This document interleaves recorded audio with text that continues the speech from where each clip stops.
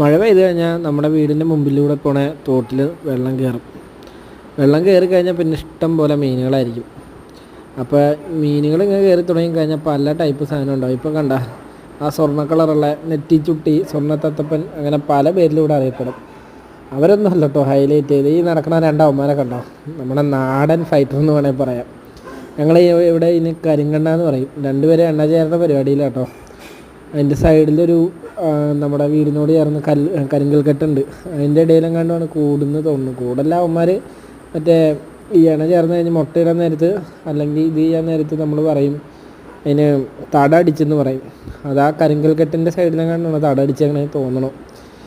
കുറേ നേരമായി രണ്ടുപേരും ഇങ്ങനെ കറങ്ങി അടിച്ചിങ്ങനെ നടക്കണം തന്നെ.